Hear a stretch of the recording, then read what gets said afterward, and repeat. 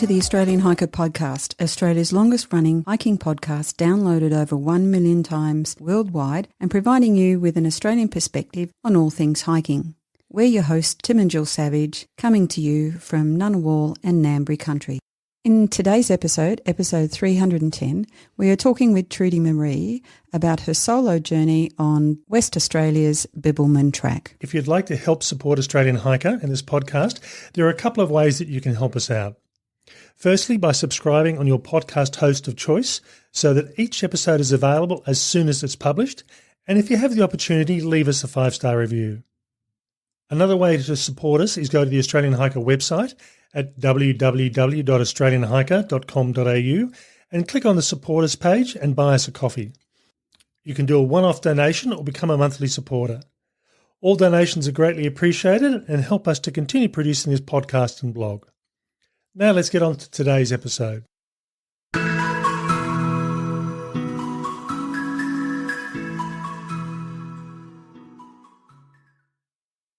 2018, Tim hiked the Bibbulmun Track as a solo male hiker, but what's it like hiking as a solo female hiker? In this episode, I take control of the microphone and I ask Trudie all about her experience on trail, along with the reasons for undertaking this trip. Trudie, thanks for taking the time to chat with Australian Hiker about your journey on the Bibbulmun Track. Thank you for having me. I feel so honoured to actually be part of the podcast that helped me on my journey. Oh, that's lovely to hear. Thank you. So before we discuss your hike, can you tell us a little bit about yourself, your background, and an overview of your hiking resume? So I am a former police officer who was medically retired last year due to post-traumatic stress, and I'm now a podcast host myself. I am an author and I'm a certified results coach, and I really focus on first responders and helping them to navigate that new path beyond the front line. And as far as hiking goes, would you believe that my first ever big hike was the Bibbulmun Track?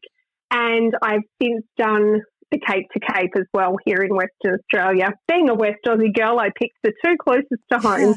That's fabulous. It's so good that you're putting your experience and your learning to benefit others, I guess, with the work that you're doing with first responders. There are a whole bunch of people right across Australia who do some amazing work and some really difficult work, and mostly we probably don't appreciate them enough. So, thank you for what you've been doing and how you're supporting them. We'll talk about the Bibbulmun Track, but the Cape to Cape, you enjoyed that one? I did. I did that last year, and I did that as a supported hike with my husband. So he was my chauffeur from start to finish every day. And I really enjoyed that. I loved the coastline. So for me, and it was a nice short hike comparative to that of the Bib Track. So yeah, I had perfect weather the whole time as well. So it was beautiful. So let's go on to the Bibbulmun Track. So what was your why for hiking the Bibbulmun Track? So obviously I was diagnosed with the post-traumatic stress as a police officer, and I was off work for a considerable length of time. And I was trying various modalities to heal myself. I resisted any form of medication because I didn't want to numb the pain, is how I put it. And I know that's not right for everybody, but that was my personal choice. And one day, hubby and I were home and sitting down watching TV, and the movie Wild with Reese Witherspoon about Cheryl Strayed hiking the PCT was on TV. So we watched it again, and I watched it originally when it came out, and I knew it was a reasonable good movie to watch. But it wasn't until I watched it that second time that I was like, she's on a mental health journey. Yeah. And I actually said to my hubby, maybe that's something I can do. And him, being American himself, said, what, you're going to go hike the PCT? And I said, no, I'm thinking something a little shorter and a little closer to home. And we lived south of Perth in a little town called Narrogin, which is not far from one of the crossovers at Grinja Creek, where the Bibbulmun Track actually crosses the highway. And so I was familiar seeing the Bibbulmun Track signs all the time. And I was like, you know what, I'm going to do this. And hubby said, how much are you going to do? And I said, I'm going to do the whole thing. Well, you've got to do the I whole think thing. I think I need to. I think it's the only way that I'm going to get a true nervous system reset and just like take it all on. But the thing is I've never really hiked before in my life. I'd done day hikes here and there, and my coastal walk was my regular exercise when I lived in the city. But other than that, I was not a hiker and I was not a camper. So what made you think starting with something that was 1,000 kilometres, the thing for you? I think it was the idea that if Cheryl Strayed can do, pretty much triple that length, I'm only doing a third of that. So it was that kind of challenge. But I think for me, what it was this whole mental and nervous system reset that just hiking for a weekend or hiking for a week wasn't going to cut it. And actually being 64 days on my own in the bush and literally fending for myself was what was going to have me basically find myself again. Yeah. Yeah.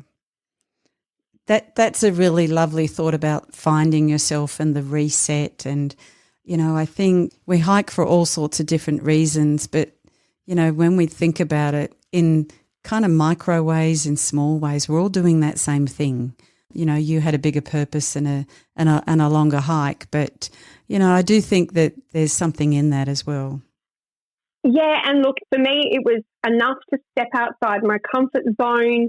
It was about just, being on my own and learning to trust my own instincts again, because as part of to set the tone for your listeners is before I actually did this hike at my lowest point, I became agoraphobic. I couldn't even get out of bed, let alone leave my house. Wow. That's how bad the anxiety and depression had gotten.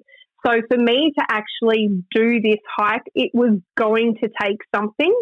And in hindsight, it was the best thing I could have actually ever done. It was also the first time in my life I'd ever been on my own. So I had moved out of my parents' home in with my ex-husband. We had our children together. When he left me, I had my children at home. When I got married again, all of us were at home. Then my children left home. So it was just me and hubby. So I'd never actually been on my own. So 64 days in the bush on my own was actually the first time in my life at 47 I was ever going to be on my own. That's amazing, isn't it? And, sometimes we just don't even think about those sorts of things and the familiarity around having people with us all the time and the challenge of not having that. I totally agree. I don't think we trust our own instincts or our capabilities. I think we really rely on other people a lot to do stuff for us that when left to our own devices, we really could do it on our own. And that was the biggest test of all for me. Yeah. So when you were talking about the PTSD and, you were talking about the modalities, I think was the word that you used. Did you try lots of different things to help with the PTSD, or was it sort of kind of like a foreign treatment for you overall? No, it was the fact. So when I was obviously first diagnosed and I was under the care of a psychiatrist, the first thing they tend to do is want to be able to medicate you. And I said no, that was a Band-Aid fix for me. I wanted to get to the crux of what was going on and how my body was reacting. And I didn't feel I could do that by numbing the pain. Yeah. So I did a course of cognitive behaviour therapy actually through Perth Clinic. I was admitted as an outpatient there. And then I started to look at a whole bunch of other stuff, including things like self-hypnosis, somatic work with sound healing, breath work, general movement, kinesiology work. Every sort of little thing that came in front of me in one shape or form, I would be like, yeah, let's give it a go. And even though everything was working on some level and I was finding some relief from some of the symptoms, I just felt like there was a missing piece. Like my nervous system was so out of whack that I was like, nah, there needs to be a really big change for me to implement sort of that lifelong transformation. Wow. Okay. And well, that, I guess all of those things helped you get to that point. Hiking the Bibbulmun track was probably for some people a little bit extreme, but so we'll talk about the trail now and talk about the planning process. So when did you decide to do the hike? What time of the year? So we watched the movie in, I think it was around the September or October of 2022. And for Christmas of that year, my husband gave me a tent, and I was like, random present, but why? And he's like, well, you said you were going to hike the bib track, so are you going to do it or not? And I'm like, okay, I guess I am. And so I actually declared it as part of a New Year's resolution, and I'm not normally a person who does New Year's resolutions, but I declared that I would hike the trail that year. I didn't know when at that particular time, and literally set about researching like everything. I got onto the Bibbulmun Track Foundation website. I started researching everything to do with hiking, which a lot of it was coming from the States. I stumbled across your podcast, which helped me greatly, because the first thing I did was find Tim's his episodes on the bib track, so I gained massive insight there. And then I just was like, okay, I need to do this sooner rather than later. And then listening to Tim's podcast, I was like, I'm not doing this at the end of winter. One, it's too wet for me. I was like, I don't need the rain and the wet, especially on the Pingarup Plains. So I decided to do it in autumn to avoid the wet season, and the 1st of April as the beginning of the astrological cycle, and just a reset time was like, okay, that's it. I'm going the 1st of April, which then gave me a date to work towards. Oh, that's fantastic. Some of Tim's episodes on the Bibbulmun track, and there was, I think, one of his last posts he did when he was finishing the trail. I was actually having a holiday in Port Douglas with a friend.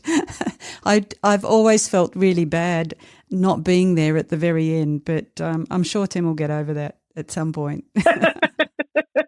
I'm sure he's finished lots of hikes on his own before, Jill. I guess we've kind of touched on this. So the whole going solo versus, with another hiker or a group, but, you talked about your reasons, but it does take quite a bit of a real shift in your thinking to say, I'm going to do this by myself. It was, and I did actually do this hike with the support of my general practitioner, so my doctor, and also my psychologist. I had discussed it in depth with them about what it would mean. We did discuss the options of potentially going with some other people or doing it on my own, and what really come up for me was the fact that, no, I needed to do this in order to learn to trust myself again. And I wasn't even scared of being on my own out there. I really surprised myself of, doing it on my own.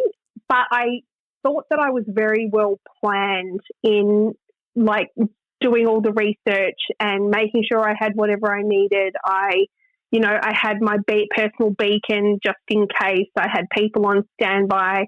I had my doctor and psychologist on standby. I had rest days in every town as a backup for an out if I needed it. So I really felt like, the best way to do this was to do it on my own, but knowing I had the support and backup of people if I required it. Oh, that's fantastic. One question for you, Trudie. One of the things I found, particularly about doing the Bibbulmun, over the 35 days that I was on trail, I worked it out. I only talked to people about 8 hours in total. And I think for me, one of the things I love about solo hiking is it's a bit of a luxury because you do get to think and to go inside your own head. But for a lot of people, that's a bit of a culture shock. How did you find being alone with yourself for such a long period? Well, one of the things that I decided to do was to do this trail without any medication again and without any audio distractions. So no music, no podcasts, no audiobooks. It was literally just going to be me and my thoughts. And the hardest thing that any of us really have to do, because we do live in a distracted world. Like if it's not the TV or the news or music or podcasts or audiobooks, we are just constantly surrounded by all this noise. And so to go and sit in the silence of just your own thoughts and start to take notion of your whole life, not just the trauma that I'd gone through and how that impacted me, but looking back on all aspects of my life, it was the best therapy that I could have ever undertaken, because if you can't really sit with your own self and sit with your own shadows and the dark sides of who you are, then you don't really get to live fully and as fully self-expressed as you can. Yeah, that's a really interesting one. I don't think a lot of people would be comfortable about that level of solo reflection. Maybe a lot more people need to do it. But yeah, you're quite right. We do go looking for distractions, and we do try to avoid that, deep thinking and deep reflection, which, maybe that's a little bit of a sad thing about the nature of the world at the moment, but it is what it is, I guess. Yeah, very true. And I have to admit, even though I am a social body, I did enjoy getting into camp and knowing that there would be somebody else in camp with me to actually have a chat with somebody. And I stopped and talked to everybody on the trail. In fact, I became renowned for it with people on the trail. As the further I got, is that I made a pact with the first person I came across doing it end to end in the opposite direction, that I would take a photo with them and have this memory of this person that I shared the same experience with in some way. And people were expecting those photos as the further north I got. So yeah, it was really nice to meet other people and have those chats on the track, because I think you have those deep and meaningful with people that you think you're never going to meet again, because in that moment, nothing else matters but the two of you in that time and place. Yeah, that's beautiful. That's beautiful. And there's such joy in all of that as well. So that's really very nice. It was a beautiful reminder of the trail. So we'll get on to back onto the planning. So how did you decide how many days you were going to do on this walk? So I got onto the Bibbulmun Track website and looked at all the details about how far apart all the tracks were. And the Bibbulmun Track is beautiful in the sense that it does have these designated huts, campsites that you can go to and walk each day, and it's called single hutting. You can double hut, whereby you walk through one hut around lunchtime or wherever, and then you end up at the second hut at the end of the day. But I made the choice to single hut because I wanted to experience the track exactly for what it was. I did double hut towards the end because I started in Albany in the south, just like Tim did, and walked up to Kalamunda. And as you get close in the ranges around Kalamunda and the Perth Hills, the huts do get closer together so that you can afford to double hut them. And so because I was track fit, I did opt to do that at that particular point in time. But I did, like I said previously, I made a point to have a rest day in every track town as a way of an out if I needed it, but also to let my body rest, because I honestly did not know how far I would even make it on this track, let alone how my body would cope with it. So just having that day of rest was enough for me to actually restock, take hold of what I was doing, how I was feeling before I started again. So the total days of 64 was just ended up being what it was once I planned out, single hutting, rest days, double hutting where I needed to. That was the time frame it came out at.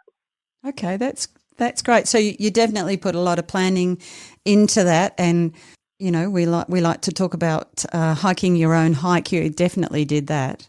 Oh, yeah, and even just in saying that, hike your own hike, I met a person on my second night on the track, and he reiterated that point to me and said, it doesn't matter what you see, what you hear, you do you and hike your own hike. And honestly, it's the best advice I can give anybody, because as much as there is a myriad of information out there, you really do have to do what works for you. Yeah, absolutely. That's fantastic advice. So now let's talk about the trail itself. What were your expectations prior to starting versus the reality of your hike? Well, going into this, I had absolutely no clue what I was doing. Even when it came to purchasing gear, because if I did day walks, it was only ever with a small backpack or a water bottle. It was in gym clothes and my joggers. I did not own a skerrick of camping or hiking equipment, and I literally had to purchase everything within my budget. So I didn't know whether I was doing it right, whether I was doing it wrong. I had no idea how I would cope. I was just like, you know what, I'm going to wing it. But I did, thanks to your podcast, I actually listened to so many episodes about so many different aspects of hiking to kind of go, okay, so this is the ultimate of what I would like. Now what's in my budget? Or, Yep. I never thought of that before. Actually, one of the things that I did get from your podcast, which I used, was the bulldog clip on the end of your cap so that you can keep your raincoat hood up on your cap. And everyone used to ask me, why is this clip on your hat? I'm like, I picked that little tip up, and let me tell you, it's a game changer. It is, isn't it? It's such a simple thing, but so valuable. And, when it's windy and pouring with rain, man, you do appreciate it. I 100% appreciated that tip. That was probably one of my favourite tips of the whole hike. Someone told us once that we should get our own Australian hiker bulldog clips produced, little branded bulldog clips, and it's a little bit like, we've never done it, but we're happy to give that one away. Yeah, it's a very handy tip to have on the track, I will say. So now we'll talk about what was unexpected or a surprise for you. Oh, God, there were so many. Where do I begin? So one of the first things that surprised me was how I was actually coping being on my own and just being with my own company. The other thing that sort of comes to mind is my sleeping arrangements. So my husband gave me this tent for Christmas, but it was a camping tent. Tim, you're going to hate this. It was 3.5 kilos. I don't know how I carried that for most of the trip, but I didn't know any different. Now I'm like, God, how did I do that? But I chose for the sort of once I got around, I'm just trying to think, probably past Northcliffe, because up until that point I was sleeping in my tent in the hut because of the mosquitoes. And then once we got past Northcliffe, even sort of Pemberton, I started sleeping in the hut just in my sleeping bag with no protection over me, like no mosquito net, no nothing. So God knows what creepy crawlies went over me or could have gone over me. But for me, as a girl who never camped, I surprised myself. But I actually love just sleeping in the open and under the stars and just enjoying nature for what it was. So I really loved that aspect, and the tent became a waste of time, but something I had to carry the whole time. One of the other things that surprised me was I hiked from around Long Point to around, I'm going to say around Bailing Up before it stopped. I hiked with an ankle injury. So in 2018, I tore my Achilles tendon playing netball.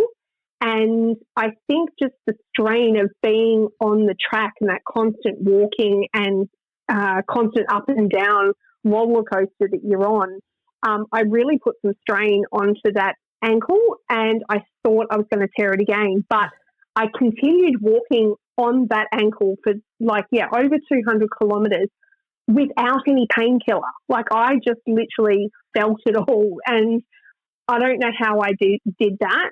I don't know how I kept going on the track after around day 9 when I could have quit, or again when I face planted the track. I don't know how I continued on after that.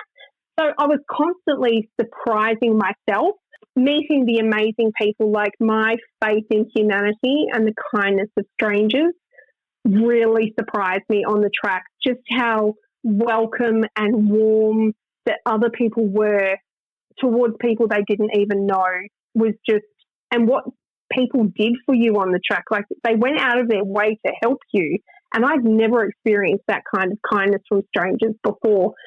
But I think my biggest surprise and the thing that I will remember the most is in the middle of a storm, and I was in the caravan park in Northcliffe having my rest day, and I had no power for part of it. I had no TV, no internet, like nothing. It was just me in the room. And I ended up borrowing a book off the owners of the caravan park and was like, well, this is going to be my day, lying on the bed reading a book. And next minute I get a knock on my door, and there is my 2 kids and my dad to surprise me. They had driven the 4 hours down from Perth to surprise me. They took me to lunch, and then they drove the 4 hours home again. And I will never forget that moment because it was completely unexpected. And the fact that they took time out of their day to literally come and do that for me was something I will never, ever forget. Oh, that's just beautiful to hear. And, you know, likewise with the kindness of strangers and the sort of, I guess, replenishing your faith in humankind along the way. I am interested in your ankle injury, so that's recovered fully now. There's no sort of aftermath of the 1,000-kilometre hike? No, once I kind of got past bailing up, and then I suppose even past Collie, I was literally like gung-ho, let's go, like no injury had ever occurred. That's fantastic. So I don't know. Yeah, it was just obviously clearly something that I just had to go through, and it was the universe testing me, like, how much do you really want to do this? I think you definitely were tested all the way, that's for sure. 100% I was. So we'll talk about your resupply now. Did you do mailbox food drops, or did you go shopping in towns? What did you do to make sure that you were resupplied along the way? So I did a lot of the preparation myself. I know Tim doesn't like to do this because he thinks it's a waste of time, or he's got time better spent elsewhere. But I cooked, dehydrated, and vacuum packed 90% of my food. And I actually really enjoyed that process of learning how to do it, learning the portions, learning about the nutrition side of things, making sure I had plenty of protein and carbs when I needed it. And I enjoyed putting all that together. So I ended up with a whole bunch of resupply boxes, including like fresh toiletries, fresh batteries, things like that along the way. And because I have the luxury of living in WA, I actually took the time to drive from Perth down to Denmark to drop off each of my resupply boxes at each of the tourist information centres. Oh, okay. And I did that too to be able to see kind of where I was going, where I would need to go in the towns, like where the tourist information centres were, because I'd been through the towns on multiple occasions prior, but never with that kind of focus. So it just gave me a new way of looking at things. And then when I was on the track, I made a point, my celebration dinner in every track town was a palmy and a pint, or the closest thing to it. And for people who know me, know that that's how I celebrate things or how I do things. I go to a pub and it's like, give me a palmy and a pint before anything else. So that became a real thing for me to look forward to in every track town. And then where I could, I would buy food. So I would buy local fruit and veg, or a local salad roll, something to take on the track on my next part of the journey. And then the smaller resupply stuff. So your little treats, like, you know, whether it was a new chocolate bar or some cup of soup or some, you know, retopping up coffee or anything like that, I tried to do in the track towns, because obviously you do want to support their economy as you're coming through. But I had great benefit in actually preparing all my meals. And I rat packed too. So I know a lot of people tend to just have this big supply of food, and they have, you know, breakfasts and lunches and dinners sort of all together. But I actually rationed pack like an army rat pack. And so I had each day my food for that day. So breakfast, lunch, dinner, snacks, hydrating, whatever, was all vacuum packed into a bag that had day 1, day 2. day 3, and so on for the whole 64 days. So I never ran out of food. I never got bored of food because I had a spreadsheet that planned it out. So I never ate the same thing like 2 days running, and I never got bored with anything. And I'm so glad I did it that way. I'd do it again that way. That's fantastic. I mean, we tend to do the day 1, day 2, day 3 and so on. Probably don't vacuum seal them, but I do need to make a comment about Tim and dehydrating food. It's probably more because it never tastes the same. So I think there's something with his food cooking and the technique he uses more so than anything else. He doesn't usually tell people that, but yes. Oh, look, I took my favourite meal because I found that if I wanted comfort food on the track, because I think that's what you do, is like you can have those, and I interlaced my food with some of the commercial dehydrated meals just to give me some difference and a break in my own cooking. Mm-hmm. But I found that just by having the foods that I loved and the foods that I would crave in a comfort situation, so things like your spaghetti bolognese, your chili con carne, your favourite pastas. I had hummus and crackers, which I would rehydrate, and things like that just made me okay, I feel like I'm at home. I feel like I'm having what I would normally have, not hating every moment because I have to eat this. Yeah. Because I think that just would have made me feel even worse on the track if I was feeling like crap. So, yeah, just having those comfort foods was nice. Yeah, the comfort foods and that connection with home, I think, for something as long as this, that'd be so important. So we'll get on to gear selection choices now. Can you let us know some of your key pieces of gear that you took with you? Well, we won't talk about the 3 kilo tent that hubby bought because that was just a big mistake. Footwear, I ummed and ahed between whether to have a boot or a hiking runner, and I ended up opting for a hiking runner because it was the most comfortable. Now, as a police officer, I always went with the boot that was most comfortable. I didn't care about anything else other than comfort. So when I was shopping for shoes, it was like, find me the most lightweight, comfortable pair of shoes, and that's what I'm going to wear. And it ended up being a pair of Moabs. Yep. And I also took a pair of Teva sandals. Yep. To have as my camp shoe. So, or when I was doing any water crossings, beach crossings, I could actually have the lightweight sandal just in case. Yeah. Can I just ask about the Merrells? So they lasted the distance, did they? They did the bib and they did the Cape to Cape, and I still wear them as my daily hiking shoe should I need it. I was only thinking the other day, I really should invest in a new pair. But if you don't need to. No, they're worn in. They're great. They're so comfortable. Yeah, well, that's really good to know. I mean, that kind of wear, there aren't many people who would test them out that much. So it's great to know that they did make the distance. Yeah, look, if I was doing another long distance hike or anything, I would probably invest in a new pair and sort of wear them in a couple of weeks prior. But these are my old faithfuls, and I kind of don't want to throw them out because, like, they literally walked me home. Yeah. You might have to put them in a Perspex box or something like that. Oh, I wouldn't go that far. Okay. Okay. But pack-wise, I ended up just going with a Mountain Design Cross Country 55 litre. I just liked it because it was, again, in my budget, but it had lots of openings. And I was like, I don't even know how I'm going to pack this bag every day, how I'm going to find the things I need when I need it. So the fact that this bag had lots of openings, I was like, yeah, this works for me.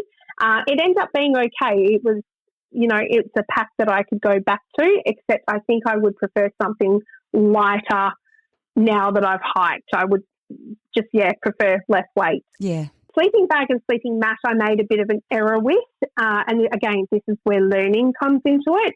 So I started off with a Kilo Gear sleeping pad that you could pump up with your foot, thinking, oh, yeah, that'll be easy. I can do that. No, by the time you get to camp at the end of the day, the last thing you want to do is stand there pumping this pad up with your foot like I was buggered. So I didn't want to do that. So I ended up switching it out for the Cedar Summit Ultralight insulated, the self-inflating one. Oh, yeah. As squeaky as they are, they're really comfortable. So I was like, I don't care. Everybody has them. Everybody squeaks at night. It doesn't matter. As far as sleeping bags go, I started off with, I want to say it was a Mountain Design style quilt. It was a really lightweight, like almost feather down one. But I found that once I got past the coastal section in the south, as I got further north and it got colder, I got colder. So I did end up having to arrange for my sister to bring or to post me down to Pemberton some thermal underwear to wear at night. But I also had her post me I think it was a Denali capsule sleeping bag down to 2 degrees. I wish I'd gone minus. Yeah. But I was like, just get me something that controls me to 0. I should be okay. One of the things that I did enjoy, and I'm glad that I took, was the Cedar Summit liner, the thermal liner for your sleeping bag, and the silk liner, because I was able to wash those at every track town when I washed my gear. So I always felt like I was getting into kind of a clean bed. Because if I just had to sleep in my sleeping bag for the whole time, I think it would have done my head in. Yeah. But just knowing that I had washed the liners was like, okay, I can handle that. And so that made it super comfortable. The only other things that I can think of that were extra special, I took the luxury, and Tim's going to laugh at this one, I had the luxury of carrying a little Zerali chair that was less than a kilo. And I tell you what, that was the greatest kilo I carried. Being able to drop that little chair down wherever I felt like it and just avoid the wet, avoid the dirt, not having to get right down on the ground so I could actually be a little bit higher up. Even in camp, if camp was busy and like the picnic tables and stuff were busy, I still had a little chair that I could go and perch myself on. So that was a great little investment piece. And now it sits in the back of my car, because if I'm ever anywhere and somebody says, oh, you know, have you got a spare camping chair to sit on? Bring out my little Zerali. So that was really cool. And I use the Far Out app, which I think it used to be Guthook. But as far as maps go and having a clear understanding of the trail and where it goes and checking how far you are and the elevations and that sort of thing, that was invaluable. Like, I would definitely use that again. Yeah, it's a really good app, isn't it? I mean, well, we're big fans of it and we use it quite a bit. And yeah, you can always work out where you are and where you should be and you know, where you'll be tomorrow. So we talked a little bit about this one in terms of your accommodation choices. You've talked about the shelters and the town stays. I guess, how did you decide what you were going to do, where and why? For the most part, stayed in all the huts. I never had to worry about not getting to camp and having to free camp.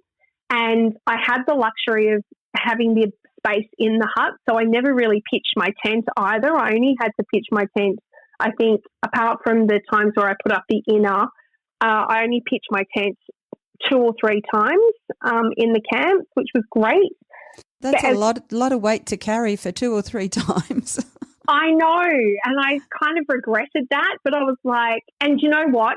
In my last bit, so when we got to Grinja Creek, because that was the closest to my hometown where we were living at the time, I actually gave my tent back to hubby and said, I'm not carrying this anymore. And I did the last, 180 odd kilometres without a tent, praying that there would be space within one of the huts for me to sleep, because I risked not taking the tent.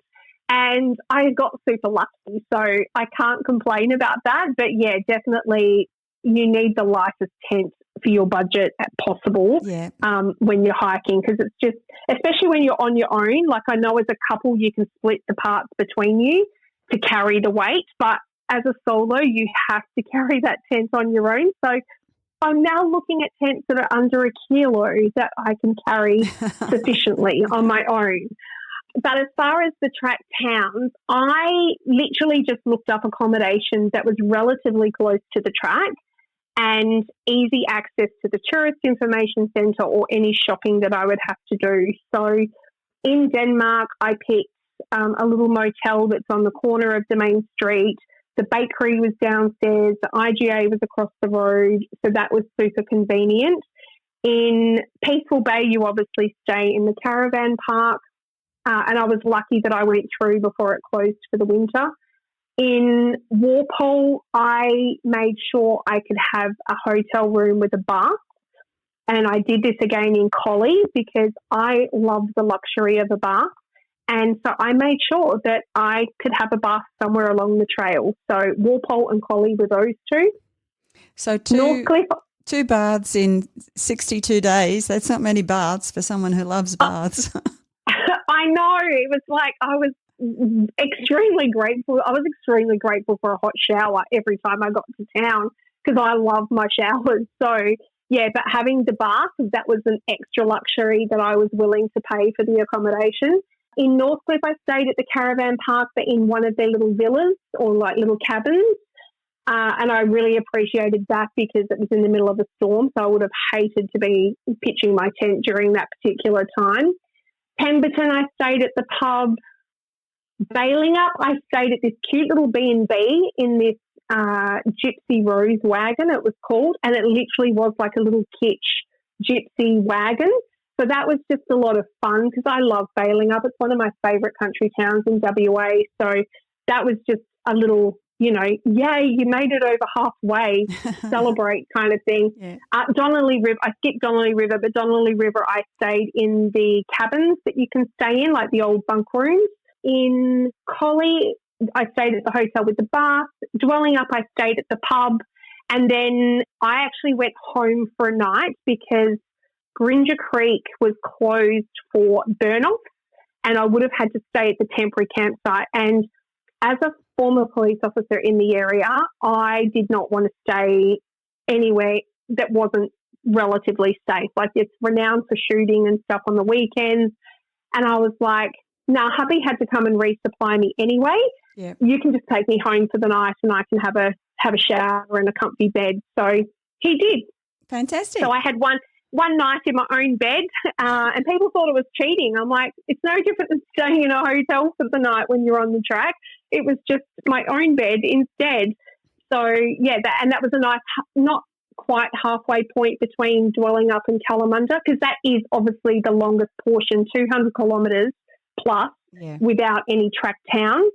It really is a long time to go without, you can't go without a resupply unless you plan to do it really quickly and double hut every day. But it's a long time to go without a shower too. So I was very grateful that hubby took me home for that night. Yeah, no, that's fantastic. And, if you're starting back at the same point, it doesn't matter how you got to the same point and then continue on. So, I don't think it's cheating. Yeah, it's no different than a supported hike like I did on Cape to Cape. Like hubby picked me up and dropped me off every day in the same place. Yeah. From the previous day. So I don't see that as being any different. Yeah, exactly. So what kind of wildlife did you experience over the trip? All sorts in our good Aussie bush. I hated the snakes across the coast. I'm not a snake lover at the best of times. So seeing them I nearly stepped on one. Which was a bit scary, and I had one cross over my boot. Instead of sticking his head out and going back in the opposite direction, he literally slid across my foot. So that was a bit anxiety attack-ish. It was like, oh my God, this snake has just gone over me. The spiders, I hate spiders. I'm a real arachnophobiac. So the spiders in the morning, with their webs crossing the track, just gave me the heebie-jeebies most of the time. But I did admire the orb spiders and their webs, which was the day before getting into Denmark. I got up super early to do the canoe crossing across Wilson's Inlet. That's all changed now and you can actually walk around the inlet, tides permitting. But I opted to do the canoe crossing, which meant getting up super early to make sure I got there in time. And I was cutting down with my hiking poles the webs because I was so scared of running into a beautiful big spider web with a beautiful big orb spider in the middle of it. I hated it. It was like Harry Potter and the Chamber of Secrets. Oh, Like, yeah. get me out of here. Yeah. But I saw kangaroos. I saw one echidna. I saw evidence of emus. I never actually saw an emu. I saw evidence of bush pigs, but I never actually saw any. And my favourite thing, though, was the bird life. Like the fantails who followed me through the forest was just absolutely beautiful. And it's a love-hate relationship that you have with the black cockatoos. I love them. But when you have them squawk at you as you go through their little, habitat and their environment, they will follow you for a kilometre or so squawking. And, yeah, I loved them, but I hated the squawk. I was like, okay, you can shut up now, and I'm happy to be out of that particular area. But the bird life was just beautiful. Oh, that's fantastic. So we talked about your why at the beginning of the podcast. So did you achieve your why on this trail? 100%.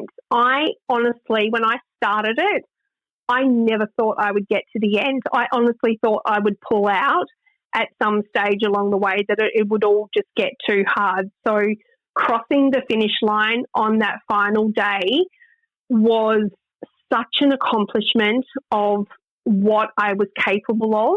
I will never forget that feeling. And the reset that I was looking for, I got. Like, I came off the track with such a new direction, such a clear vision of what I wanted. I was way more prepared to deal with the trauma and face the process of medical retirement. Like, to give you an idea, I could barely even talk about, even with my psychologist in those sessions, what had gone on for me and what the trauma I was experiencing and like the post-traumatic stress that I was going through. And once I came off the trail, I was like, no, I could now actually start to face it. And part of that meant writing out an 11-page statement to present to the medical board as to everything I'd experienced. And I could never have done that prior to the track. Going forward and then, hiking the Cape to Cape, starting to love hiking, just being happy within myself. Like, I had this real sense of I'm okay to be on my own. I don't need all the distractions around me to live a full and happy life. I can actually live so much more simply. So honestly, it was the best therapy. It was the best decision, hardest one I've ever had to make in my life or do in my life.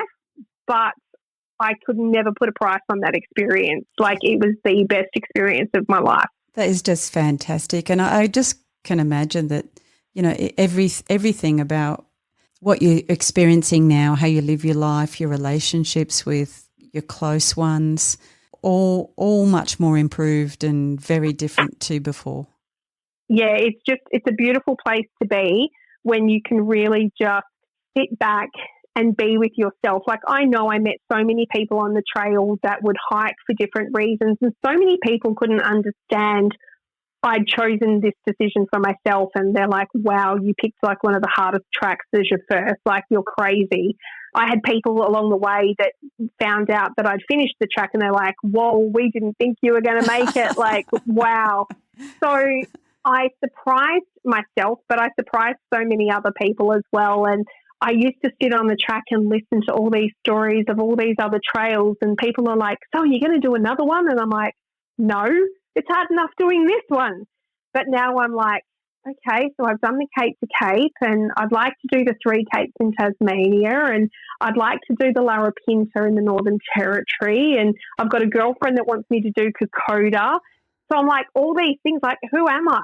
I'm not this person. Like, where did this whole little hiking Trudie come from?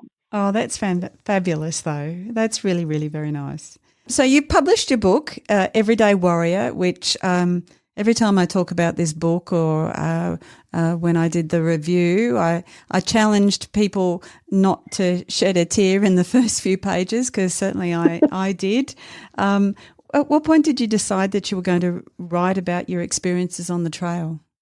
Well, let me tell you, when I started the trail, I had no intention of ever writing a book about it. that was something that was not even on the radar.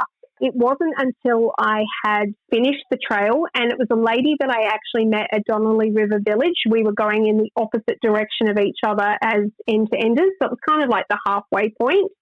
And her and I formed a friendship that we stayed in touch once we both got off the trail. And she said to me, "When are you going to write your story? I really want to hear more about it." And I was like, I had no intention of telling my story. Like, hadn't even thought about the podcast at this stage. And I said to her, like, "Oh, I don't know. It's one of those things." And so at the beginning of last year, I actually sat down to look at the option of writing my story. Like, she kept asking me for it. So I was like, okay, I'll give it a go. And what actually happened is that I pulled out my journals that I'd kept on the track. Now, these journals were very, very specific to me in the sense that my psychologist and doctor had asked me to document my journey to the point where that if I had to bring up anything with any of them in one of my sessions, that I would have notes to refer to go back. But because I'm a little bit OCD, I was very particular about the details that I kept on every single page. I was like, I'm going to document this very specifically. So I had the day, the date, the time I walked, where I was walking from, where I was walking to, the kilometres I did, the people I saw, the wildlife I saw, what the hut was like. And then I just go into a rundown of the day. Like, I wanted this memory for me. And so as I was trying to write this book, I was like, why am I trying to rewrite what is already there? And this whole idea of, I think it's a little secret in all of us that we would like to read somebody else's diary. So I was like, if I just published my own diaries, I retracted them or redacted them to, omit any sort of personal and, confidential information. But for the most part, I was like, well, if I can help somebody else in this world by showing them what I've been through and showing them the courage and resilience I had to overcome the post-traumatic stress, then I would be doing a disservice to the community if I didn't share it. So that's how the book literally came about. That's fantastic. And I must admit that, it's so real. I think the word raw has been used to describe the book, and I certainly, felt that as I was going through it. But, you're quite right. We don't often get that level of frankness from people, and it's definitely frank. Some of the pages are a little bit out there, but there's no guessing what you're experiencing and how you're feeling in that moment, that's for sure. Most of the people that have read it so far, and I've had a variety of both men and women read it, and some people have loved it because they're like, I never got to experience the bib trap. I never will because physically I can't. So being able to share it through your eyes is amazing. I've had other people go, well, if you can do that, then I can do what I want to do, whatever that is in their world. And then I've had other people go, Trudie, we were right there with you. We were like turning the pages going, okay, please just get to the next part or just get through this next bit. You'll be okay. And I was just like, yeah, that's the feelings that it's evoked from different listeners and readers, because I've produced the audiobook version as well with me narrating. That was one of the hardest things I've had to do as well, is actually tell my own story out loud. But it was, I just feel like it was so worth doing. Not something I intended on, but it was worth doing in hindsight. Well, it's an interesting one, isn't it? Because it was valuable to you and you did it for a particular purpose, but then to have a whole, audience that is getting incredible value out of it as well. There aren't a lot of people who can say that, I don't think. So well done. Thank you. I appreciate that. And so I love the title, Everyday Warrior. How did you settle on that title? Well, that was my track name. So obviously when you are on most trails, I'm presuming, but definitely on the bib, you fill in the logbook with Parks and Wildlife so that they know who's on the track at any one time. And you can choose to put your real name or put a track name. So I chose to have the track name Everyday Warrior. Now, Trudie itself means female warrior or Iron Maiden. Fantastic. And so I was like, I'm going with that. And then every day, because I just felt like I was an everyday person who needed to overcome some trauma and there was nothing special about me. I was just, I could show that we have this culture in Australia about the Aussie battler, and I just wanted to be that Aussie battler. I'm just an everyday person doing something a little bit not even out of the ordinary. Like, so many people hike the bib track for so many different reasons, but I just chose to go on this journey and take this challenge to see where it would take me and what it would bring me as a result. And so, Everyday Warrior became the book name, and it became my podcast name as well, because my Everyday Warriors podcast is literally me sharing stories of other Aussie battlers or other Aussie everyday warriors who are literally undertaking their own journeys of adversity or challenges and overcoming them in ways that they never thought possible. It's a really interesting one, isn't it? We get so bound and influenced, might be by our upbringing, might be by the people around us, and we start to believe a lot of things that are not really true at all. And so that opportunity to kind of push the boundaries or step outside of the box and have someone like you show them how, that's just a really important, really valuable thing. So we will put the links to the book and your podcast in the show notes, so everyone can follow you along and I guess experience what we've experienced a little bit of so far. Yeah, thank you for that. The book is available on Amazon for international purchases, both in paperback and ebook form. It's available on all audio platforms where you can listen to your audio books narrated by myself, as I said. And if you do live in Australia, you can contact me through my website and purchase a signed copy. Yeah, fantastic. As a solo female hiker, what would you recommend to other women about doing this trail?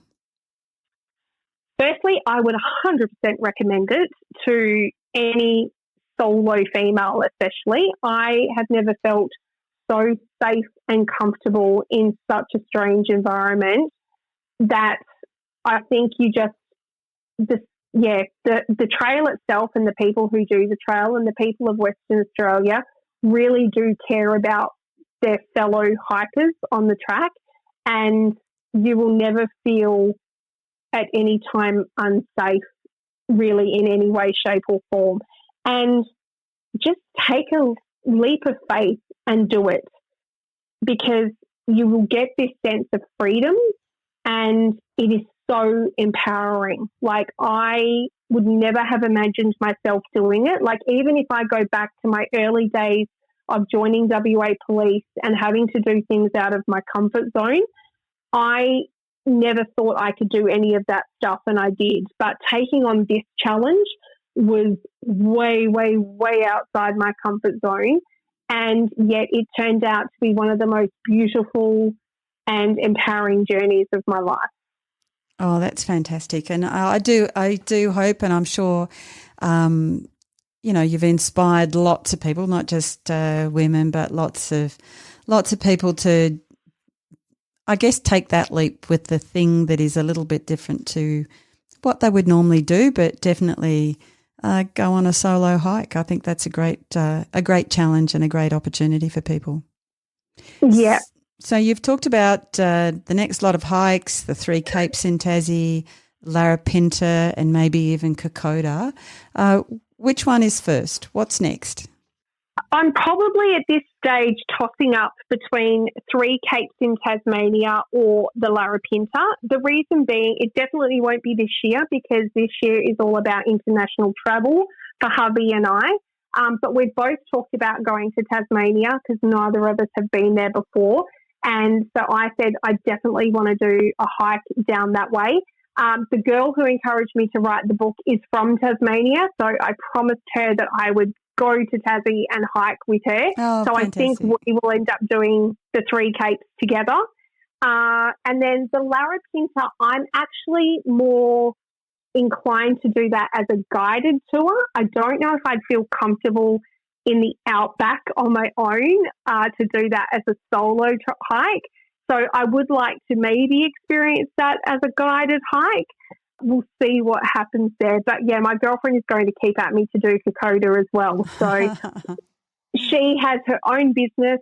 She's a former police officer herself who has a hiking guided tour of the Kokoda. And she regularly takes people up there to do that. So I know she is probably going to push me until the point that I say yes. But that's, even though it's a short distance comparative to the Bibbulmun, I think it's so much harder on so many other levels. And I just don't know if I'm quite ready. I need some training to think about that one. Yeah, I think physically, that's a really tough one. So, yeah, I think that's probably something to think about a little bit more. The Larapinta we loved. I guess I don't know, Tim. I would have thought maybe there were some more challenges on the Bibbulmun, not just because of the distance, than there were on the Larapinta. Yeah, I think I'd certainly, when we looked at doing it, we sort of tossed up about whether we go as a guided tour, and we just decided, no, we'll do it. And it was, it's. I don't think it's any more difficult than the Bibbulmun. I think it's well worth doing, and solo is you're not going to get lost on it. Yeah, and safe. It is quite safe. So, and again, mostly you see fellow hikers, rather than I guess drive-in campers. There aren't many spots where you do that. So, yeah, we'd certainly be interested in hearing about your next journey. I'm excited to just plan the next one. So sometime in 2026, Trudie will be back on the track somewhere. Fantastic. So we've been talking with Trudie about her journey on the Bibbulmun track. Trudie, thank you for sharing your experience with us. Thank you, both of you, Tim and Jill, for having me and allowing me to, share my journey with everybody else and all your listeners, but also to those people who are contemplating doing the Bibbulmun track. It is one of the great hikes here in Australia, like long through hikes, but especially in my home state of WA. That's fantastic. Thank you very much.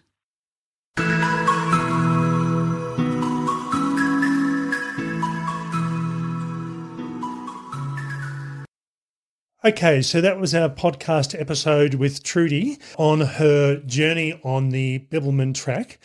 Now, from my perspective, it's really interesting. As I said in the introduction, or as Jill said in the introduction, I did this as a male solo hiker, and I did have one instance on the Bibbulmun track where I didn't feel comfortable. There was somebody asking me questions that were getting way too pointed. I think they were just being friendly. They were, but when you're a solo hiker, there's a series your own paranoia. Yeah, there's a series of questions that sort of trigger you, and I'm thinking I didn't have a good sleep that night because of it. As a male solo hiker, I'm 100 kilos roughly, and I'm 6'2" in the old scale, and I've got a bit of presence because of my size. But doing this as a female solo hiker is a different matter, and I'm very conscious about how I approach people on trail, particularly solo females, because it is about not wanting to impact on their experience, but also not wanting to seem a bit creepy, I suppose. Yeah, it's interesting because when Tim and I are hiking together, people are much more receptive, maybe because I think I'm with him to talk to me. But when I'm hiking alone and I don't do a lot of solo hiking, I do find people are still quite approachable and quite comfortable talking to a female who is alone. One of the other things from my perspective is, as I said, I find solo hiking a luxury, and particularly long distance solo hiking. The average person has somewhere between around about 10 to 60,000 thoughts per day, and usually when you're in the real world, for want of a better phrase, you're thinking about work, you're thinking about paying the bills, you're thinking about the kids and everything else that's going on. And when you're hiking on all by yourself.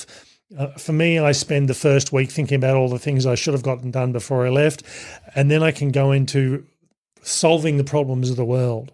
And there's just a lot of random thoughts, and it really is a luxury for me, and you either like it or you hate it. But certainly from Trudie's perspective, it sounded like it really was a bit of a healing journey for her. And the right kind of healing journey. I mean, she quite deliberately did it for that purpose, and got that healing out of the experience. So, and was able to avoid, I guess, all of the perhaps more traditional ways. And she did say it was, a good thing for her rather than necessarily for everyone. But she got that reset that she was looking for. And I think it was interesting listening to her talking about the Bibbulmun track. Yes, she's a Western Australian and this is her local track. But I think there are a number of long-distance hiking trails in Australia, and the Bibbulmun really is a lovely track. It's. I'm just still laughing at the local track of a track that's 1,000 kilometres long. I mean, that's a really Aussie thing to say, isn't it? Yeah, I just live near the Bibbulmun. It's like, well, which tiny bit of it? Yeah, I was going to say probably the bulk of Western Australia's population probably lives near the Bibbulmun track. Yeah. But yeah, it's a good track. It's a bit like, I think comparing it to the US long distance trails, probably a bit like the Appalachian Trail. Well, I don't know, but we did a small amount when you had after you'd finished the Bibbulmun. We went back and had a little bit of a wander to give me a sense of the experience. And yeah, I think it was what I imagined, at least that northern part, what the Appalachian might be like. Yeah, just going through those towns, having a town stop roughly every 6, 7, 8 sort of days, depending on the pace you're doing it at, gives you the option of, well, do I just keep on going, or do I have a town break? And those town breaks are quite nice. Yeah, I did. When you were doing it, Tim, I did develop quite a good relationship with, the hotels in the local towns, and letting people know that you were on your way, or that you were going to be there a little bit earlier or a little bit later, or whatever it might be. But so that was my experience on the Bibbulmun. Now, Trudie mentioned that she chose to do this walk in April, and that was probably, she was saying, after listening to me and how much rain. I think I had 27 days of rain out of the 35. Now, some of those rain days might have only been half an hour or an hour. Other days were quite wet, particularly the first day. So, I do like those sort of conditions. I don't mind the wet, and I don't mind the cool weather. I'm not sure you wanted it that wet, but no, yeah. But so doing it in the end of winter suited me well, whereas she chose to do it in autumn, almost approaching into winter. And again, it's one of those sort of things, the time you choose to do a trail is going to give you a different experience. So I must admit, if I went back and did the Bibbulmun track a second time, I probably would go north to south just to do something different. And I probably would pick another time of the year, probably a bit earlier in the season, either midwinter or late autumn, depending on what I'm feeling like. So I think it's one of those tracks there. I would like to go through and do it a second time. Whether I do or not, it's going to be a different issue, but it is a nice track. That's getting longer, that list. It is. Now, Trudie did talk about her book. By the time that you're listening to this podcast, the book review will also be up, and we'll put the link to that in the show notes. Also, along with the link to Trudie's podcast, and just so you can see a bit more information, and whether you feel like you want the oral version, the speaking version of this book. So that's a good opportunity. So have a look at that in the show notes, and we'll see if it's something that may interest you, but certainly Jill seemed to like the book more so than many of the others that she does reviews of. Yeah, so when people are talking about, their trail experiences, often they write it almost like a little bit of a narrative. This book is how it happens.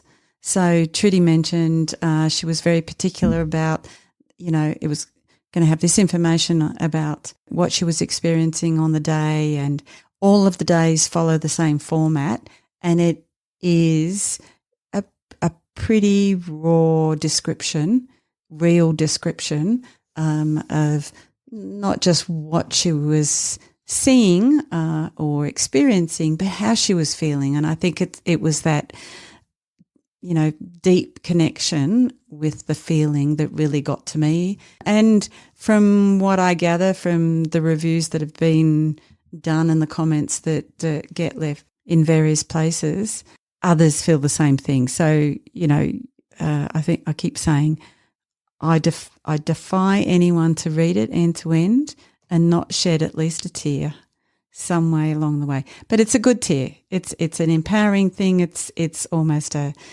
strength, and in some places quite a joyous thing. Okay, we hope you've enjoyed this episode of Trudie's journey on the Bibbulmun track. That's all for this week. Bye for now. And bye from me.